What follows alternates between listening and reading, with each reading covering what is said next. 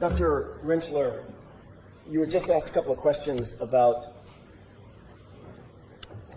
they provided information about the prior trial, correct? Correct. They is no one associated with the defense, correct? That's correct. No one associated with you, and they provided information, and again, it let me know what was going on, but it didn't affect my preparation or my opinions. It in no way changed any of my opinions or what I testified to. Thank you for that. To get through this, I'm going to let you just answer the question. Sorry, Ron. And with regard to, and I appreciate that, Mr. Brennan asked you a couple of questions about they being your employer. Do you remember those questions at the beginning of his cross-examination? I do, yes. Who is your employer, actually? The actual employer that you work for? ARCCA. Okay. Wasn't them. No, It's a client, correct? it was a client. A That's completely correct. separate entity that hired you for that work, correct? That's correct, yes. Thank you. Thank you. You were asked about a fender vault collision, and you said, well, this wasn't a fender vault, right? Correct. What is a fender vault? A fender vault is when you're hit by the front of a car and you're moving across the car. So you're moving across the center towards the driver's side of the car, and the car hits you. You go up over the car and you fly over the fender to the driver's side of the car. So you vault over top of the fender. Dr. Rentschler, where is my, as I stand here, where is my center of mass? Right about your belly button. Right there. Right? Yes. So what would happen if I was hit by a vehicle, front collision, and the vehicle struck me below my center of mass? It's going to flip you. Your center of mass will go, you'd go right up, if it was coming right at you and it hit you at your legs, you'd flip right into the hood or over top of the top of the car. Is that what's described in the industry as a fender vault? That is part of a fender vault, yes, but it's at an angle. So instead of going direct back, it's because if the person's walking across and you get hit, you fly kind of back and over the top of the fender. Did that set of circumstances, physics, have anything to do with your analysis in this case? No, none whatsoever. The profile of the car is completely different, the back of the SUV. You were asked several questions about the debris field in the test F as in Foxtrot. Well, actually you were asked about both test E and test F. Test E being the 24-mile-an-hour impact to the right arm of Randy, correct? Correct. And test F, the full rear impact, center of mass impact, correct? Correct. You were shown several photographs, exhibits of very tiny, tiny shards. Do you remember that? I do, yes.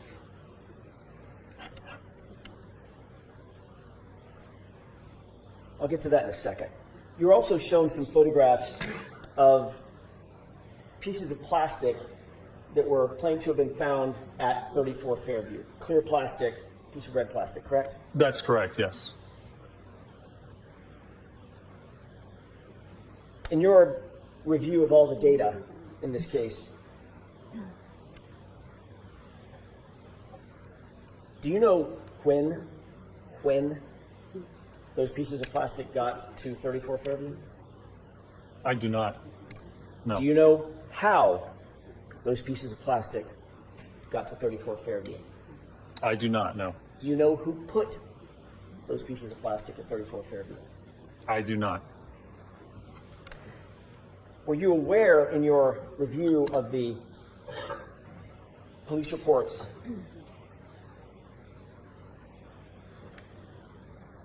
that none of the plastic that you were shown was found at the time John O'Keefe's body was discovered and the area was initially searched?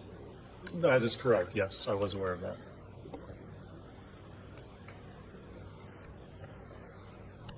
You indicated that the cut on Mr. O'Keefe's nose, the right side of his nose, was inconsistent with coming from a vehicle, correct? Correct. Can you describe why you came to that conclusion? Well, if you're standing at the back corner of the vehicle and it strikes the arm, and let's be clear, if nobody wants to say where the arm was or how it was positioned, they're claiming the abrasions are a result of the fractured taillight. It has to strike the arm. You have to be standing like this. The debris goes forward with the vehicle. So it's with your arm like this, it already passes by the person.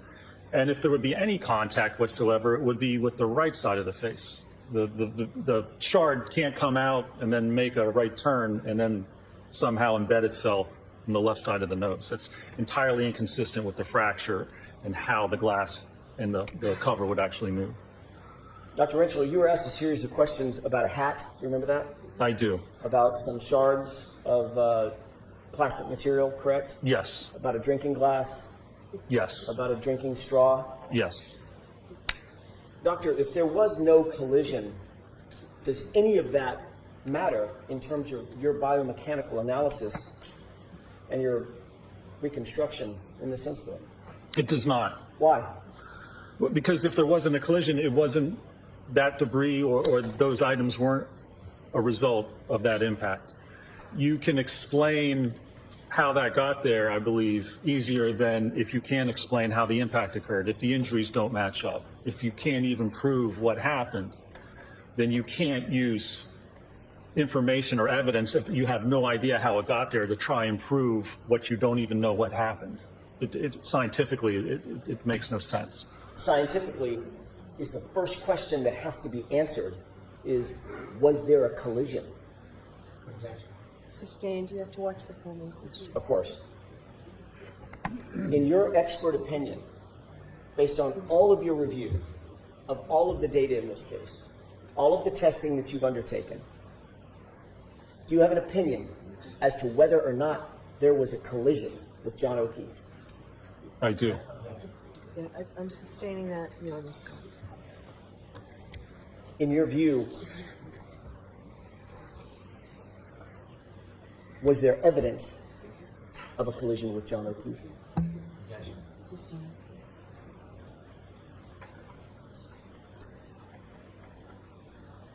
In your opinion, were any of the injuries that you saw suffered by John O'Keefe consistent with having been struck by the subject plexus?